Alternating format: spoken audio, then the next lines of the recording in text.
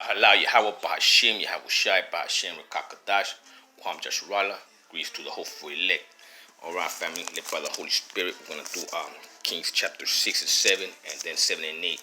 In a few hours more, we'll be providing. Alright, let's go.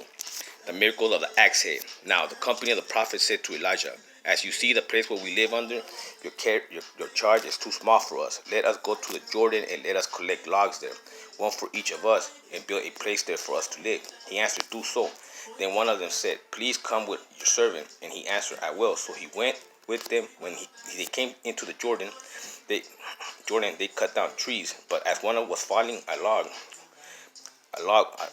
his axe head fell into the water. He cried out, Allah's master, it was borrowed. Then the man of Elohim said, where did it fall? When he showed him the place, he cut off the iron float. He said, pick it up. So he reached out his hand and took it. With his officer, he said, at such and such a place shall be my camp.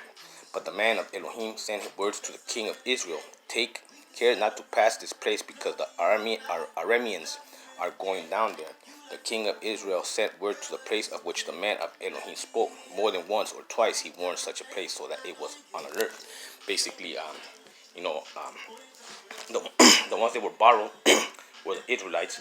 You know what I'm saying? And the Arameans says, sun worshiping runs this whole place, right here. You know what I'm saying? So that's what it's talking about, miracle. Now it says here, the mind of the king of Aram was greatly perturbed because of this. He called his officers and said to them, now tell me who amongst us sides with the king of Israel. Then one of his officers said, no one, my lord king. It is Elijah the prophet in Israel who tells the king of Israel the words that you speak in your bed camp. He said, go and find him where he is. I will send and seize him. He was told he is in Dudan. Dudan means it's like the standard, you know what I'm saying? The fortress, the wall. So he sent his horses and his chariots and a great army. They came by night and surrounded the city. See, there you go, man. The worldly religions, they're against the Israelites, man. You know what I'm saying? And so there's our coon people. Now it says, when an attendant of the man of Elohim rose early in the morning and went out, an army with horses and chariots was all around the city. His servant said to him, alas, master, what shall we do? He replied, do not be afraid, for there is more with us than there is with them. Then Elijah prayed, oh Yahweh Elohim, please open his eyes that he may see. So the Most High opened his eyes, and the servant of Elohim, and the servant of the servant, and he saw till the mountain was full of horses and chariots of fire all around him. The so-called chariots, man. Hallelujah, man. That's what it's talking about, man. You know what I mean? All over. Now it says here that they were all over Elijah. See, so the Israelites, man, the prophets were protected, man, by the Rakakadash, and the chariots, man, the Elohim. Whereas it says here that when the Arameans came down against him, Elijah prayed to Most High, and he said, strike these people, please, and blind them with blindness. And so he struck them with blindness as Elijah had asked. Elijah said to him, this is not the way, and this is not the city. Yeah, man, because this is not our resting place. The city is Jerusalem. Follow me, and I will bring you to the man whom you seek. And he led them to Samaria. As soon as they entered Samaria, Elijah said, oh, Yahweh Elohim, open the eyes of these men so that they may see. And the Most High opened their eyes, and they saw that they were inside Samaria. When the king of Israel saw them, he said to Elijah, Father, Father, what shall I kill them? What shall I do? Shall I kill them? Shall I kill them? He answered, no. Did you capture? He said that you capture with your sword and your bow those with whom you want to kill. Set food and water before them so that they may eat and drink. That's the chance that 2/3 of our people might have to want to change. You know what I'm saying? Try and give you manna and something to drink.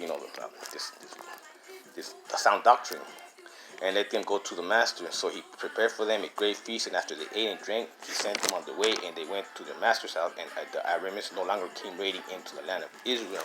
Basically, there are people coming out of sun worshiping, out of these worldly religions. Now, BENHADAD siege of Samaria. BENHADAD, those that are making noise, the worldly religion, man, sun worshiping. Sometime later, King BENHADAD of Aram mustered his entire army. He marched against Samaria, all the worldly religions. Against Samaria. and laid siege to it. As the siege continued, famine in Samaria became so great that a donkey's head was sold for 80 shekels of silver, and 1/4 of cab of dove's dung for 5 shekels of silver. Basically, no sound doctrine. Now as the king of Israel was walking on the city wall, a woman cried out to him, help me, my lord, my king." He said, "No, let the Lord help you. How can I help you? From the threshing floor or from the winepress?" But then the king asked her, "What is your complaint?" She answered, "This woman said to me, 'Give up your son. We will eat him today, and we will eat my son tomorrow.' So we cooked my son and ate him. And the next day I said to her, 'Give up your son, and we will eat him.' But she had hidden her son."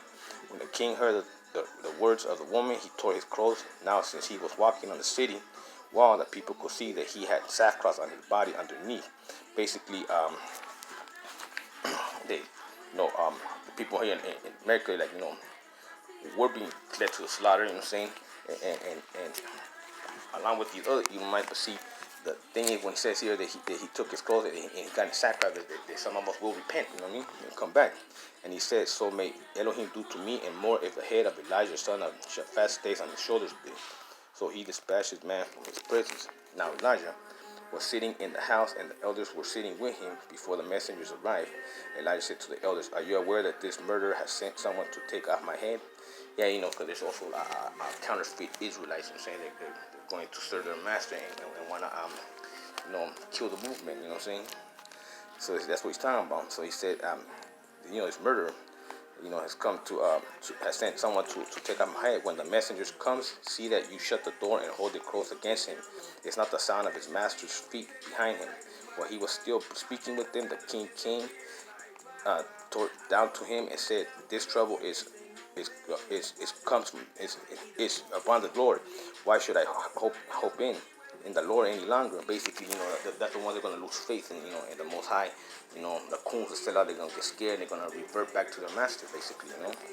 Now it says here, then the Most High, and the Most High said, but Elijah said, Hear the words of the Most High. Thus says the Most High, tomorrow about this time a measure of choice meal should be sold for a shekel, and 2 measures of barley for a shekel, the gates of Samaria. Then the captain of those who and the king lean said to the man of Elohim, "Even if the Most High were to make windows in the sky, could such a thing happen?" But he said, "You shall see it with your own eyes, but you shall not eat from it." Yeah, basically, are you fickle, lukewarm, fake people that fell out of truth? You know what I'm saying?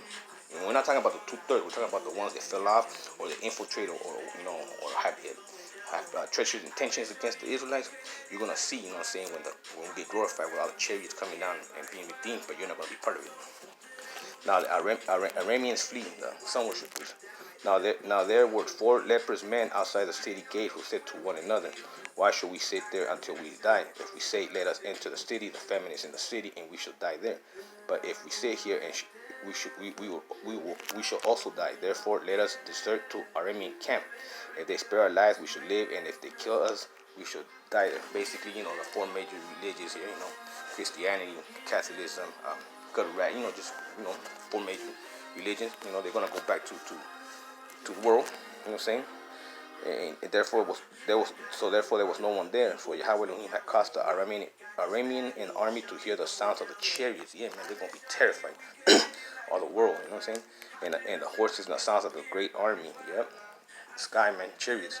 And so that they said to one another, "The king of Israel has hired the king of the Hittites and the kings of the Egyptians to fight against us." So they fled away in the twilight and abandoned their tents and their horses and donkeys, leaving the camp just as it was, and fled for their lives.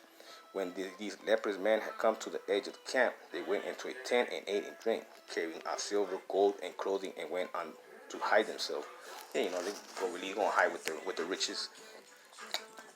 Carried off things from it and went in hiding, right? Then they said to one another, "What are we doing is wrong. This is a day of good news. If we are silent and wait until the morning light, we will be found guilty. Therefore, let us go and tell the king's household." So they came and called to the gatekeepers of the city and told them, "We went to the Aramean camp, but there was no one to be seen or heard there. Nothing but the horses tied and the donkeys tied, and the tents as they were." Then the gatekeepers called out and proclaimed it to the king's household. The king got up in the night and said to his servants, "I will tell you what the Arameans have prepared for us."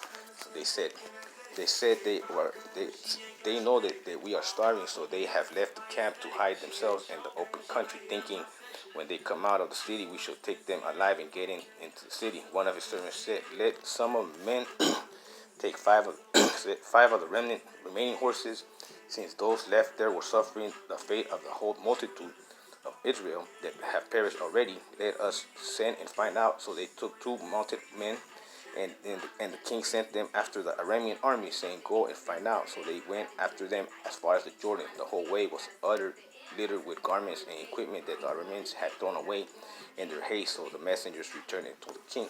Then the people went out and plundered the camp of the Arameans. So a measure of choice meal was sold for a shekel, and 2 measures of berries for a shekel, according to the words of Yahweh Elohim. Now the king had appointed the captains and those whose hand he leaned to have charge of the gate. The people trampled him to death in the gate, just as the man of Elohim had said when the king came down to him. For when the man of Elohim had said to the king, 2 measures of barley should be sold for a shekel, and a meal, and shekel, and a meal, and a measure of choice meal for a shekel.